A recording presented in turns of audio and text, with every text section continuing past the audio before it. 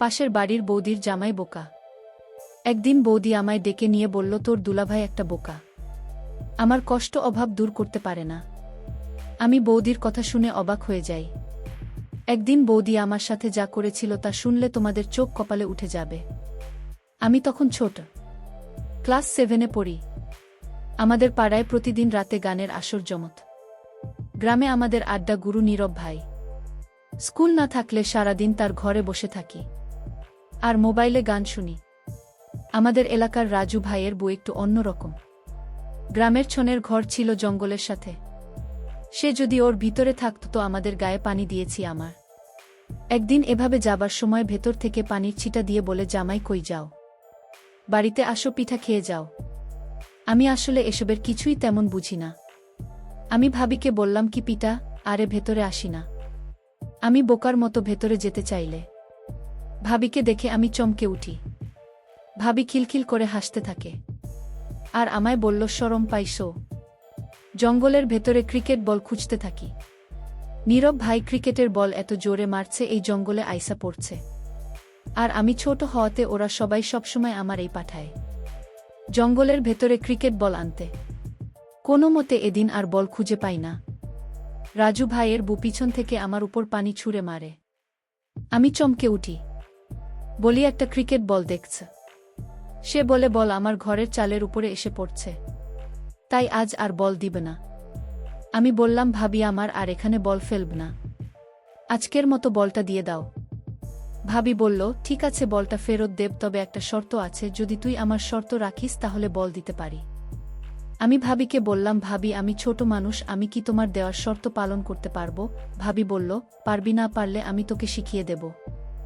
আমি ভাবিকে জিজ্ঞেস করলাম, ভাবি কি শর্ত বলো? এবার ভাবি বলল, এখন বলতে পারবো না, তুই বরং সন্ধ্যার পর আমাদের বাড়িতে আসিস, তখন সত্যটা বলবো।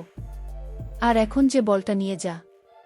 আমি ভাবতে লাগলাম, ভবিষ্যৎটা তো এখনই বলতে পারত, কিন্তু সন্ধ্যার পর বলল কেন? ভাবের কথা শুনে আমি কিছুটা ভয় পেলাম। কি জানি বলে বসে তার কোনো হিসাব আছে?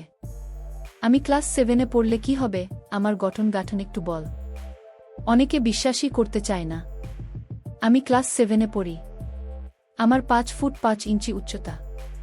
পরের দিন আমি ভাবের কথা মতো সন্ধ্যার সময় তাদের বাড়িতে গেলাম।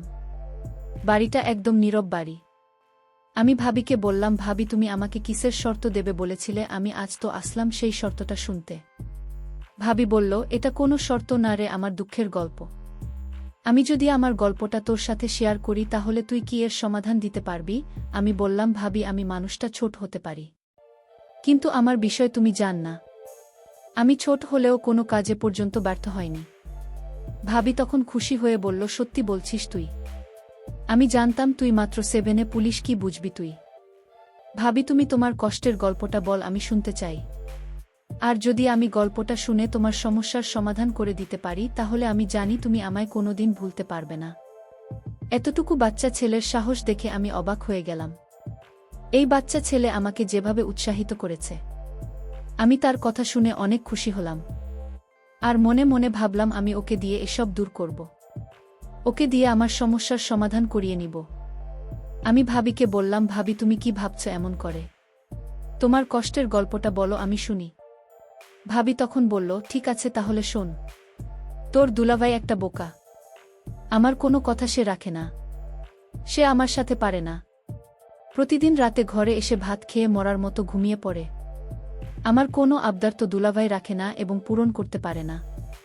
সে সবসময় আমার কাছ থেকে দূরে থাকে।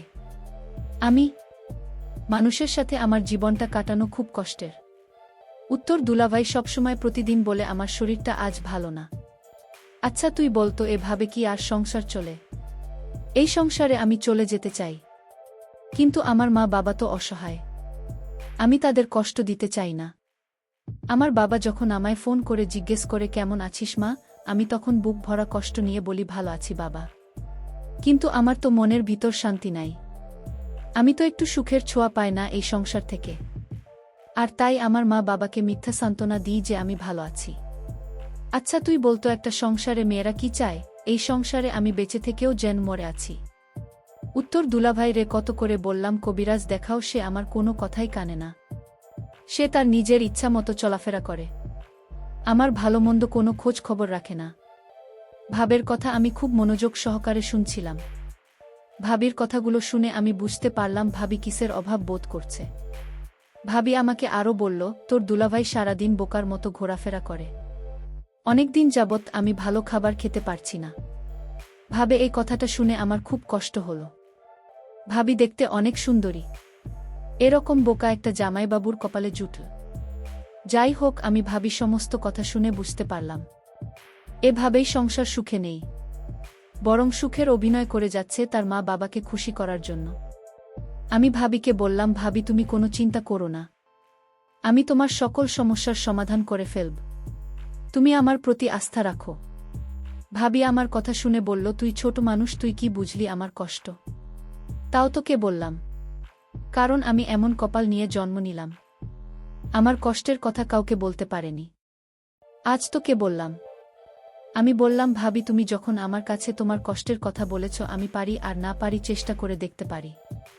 এভাবেই খুশি হয়ে বলল, তোর আর কিছু করা লাগবে না। উত্তর মুখের কথা শুনে আমার মনটা শান্ত হয়ে গেল।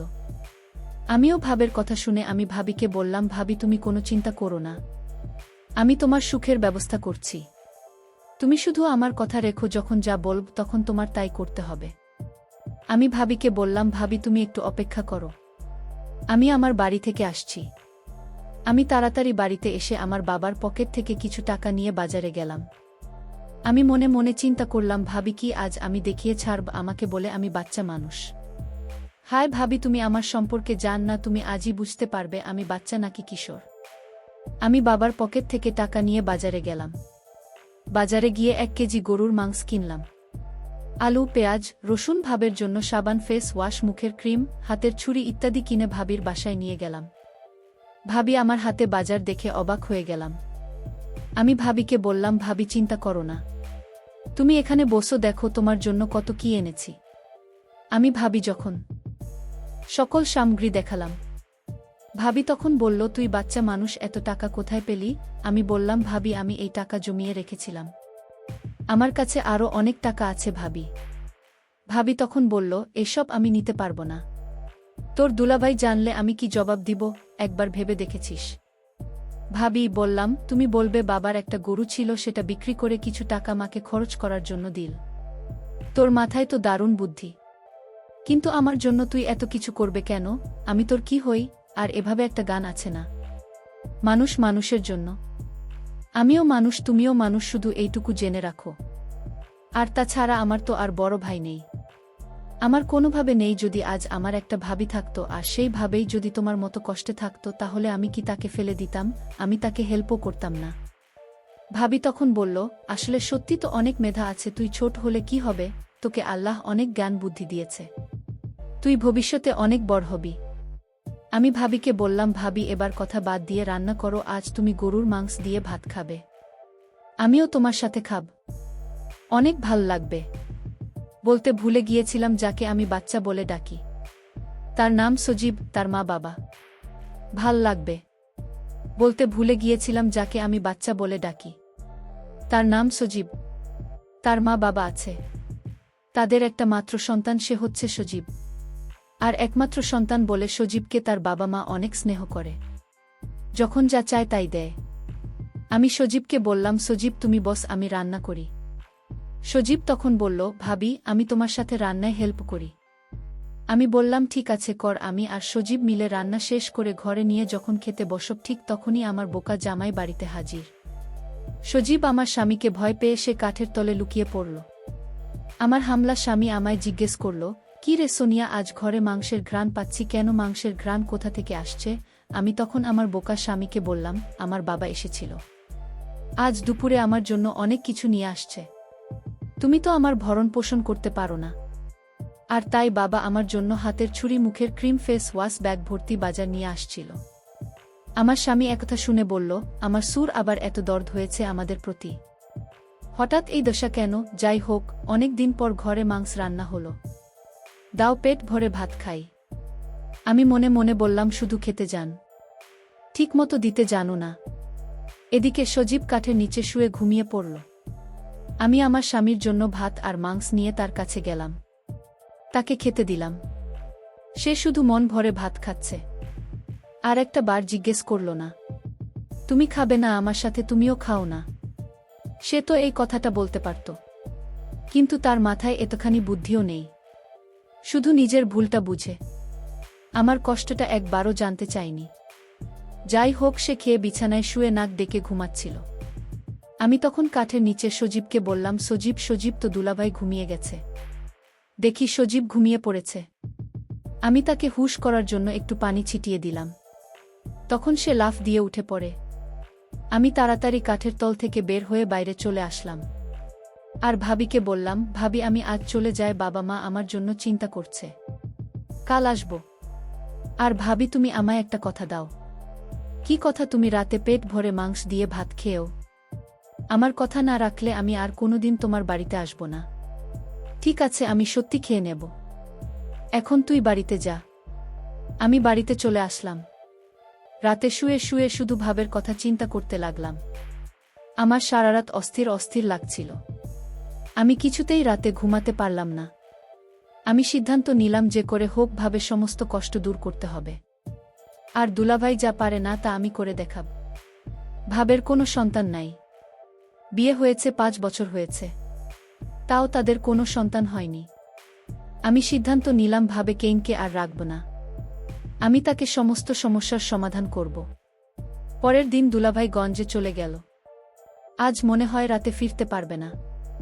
ফিরতে ফিরতে কাল সকাল নাগাদ হবে। আমি তাড়াতাড়ি ভাবির বাড়িতে গেলাম। গিয়ে দেখি ভাবি শুয়ে আছে। আমি ভাবি কি ডাক দিলাম, ভাবেই অবহেলা, শুয়ে আছো কেন? শরীর খারাপ নাকি? ভাবে বলল, আমার কোমরে প্রচুর ব্যথা হচ্ছে। আমার স্বামী এ পর্যন্ত আমাকে কোনো ওষুধ কিনে দেন নাই। আমি ভাবিকে বললাম, ভাবি আমি তোমার জন্য ব্যথার ওষুধ নিয়ে আসি। ভাবি বলল, না লাগবে না। আমি ভাবিকে বললাম, ভাবে ট্যাবলেট না খেলে তো ব্যথা সারবে না ভাবি। সজীব ভাই আমার, আজ আমি অসহায়, আমার পাশে কেউ নেই। আজকের কোমর ব্যথায় মনে হয় আমি মরে যাব। এই জন্যই তো বললাম ওসব নিয়ে আসি। ভাবি বলল, ওষুধ লাগবে না, তুই কোমরটা একটু মালিশ করে তাহলে ব্যথাটা কমে যাবে। আমি ভাবি এমন কথা শুনে আমার কেমন জানি লাগছিল। আমি বললাম, ভাবি আমি পারব না মালিশ করতে, আমি বরং ডাক্তার নিয়ে আসে। ভাবি তখন আমায় বলল, আরে বোকা ছেলে, এই ব্যথা মালিশ ছাড়া কমবে না। তুইও তো ডাক্তার নিয়ে শুধু খরচ বাড়াবে। তুই একটু মালিশ করে দিলে ব্যথাটা কমে যাবে। আমি ভাবি ব্যথার কষ্ট দেখে আমি মালিশ করে দিলাম। 5 মিনিট পর ভাবি ব্যথা কমে যাওয়ায় ঘুমিয়ে গেল। আর আমার মনের আশা করে নিলাম। আর ভাবিও এটাই চেয়েছিল। আমি ছোট হলেও তা বুঝতে পারি। আমি যেদিন বল আনতে গিয়েছিলাম সেদিনই বুঝতে। এতদিন ঢাকায় ছিলাম। ভাবি আমাকে দেখে বলল, সজীব তুই কেমন আছিস? ভালো। ভাবি তুমি কেমন আছো ভাবি? আমি ভাবি মুখে হাসি দেখতে পেলাম। আমি কোনোদিন ভাবিনি, এমন ভাবে হাসতে দেখিনি। ভাবি আমাকে ঘর থেকে একটা মিষ্টি নিয়ে এসে বলল, মিষ্টি খা। আমি বললাম, ভাবি এটা কিসের মিষ্টি? ভাবি বলল, আমি মা হতে চলেছি। আমার আর কিছু বুঝতে বাকি রইল না। বন্ধুরা, আজকে গল্পটি কেমন লাগলো তা অবশ্যই কমেন্ট করে জানাবেন। আর এরকম নতুন নতুন গল্প পেতে আমাদের চ্যানেলটিকে সাবস্ক্রাইব করে পাশে থাকবেন। ধন্যবাদ।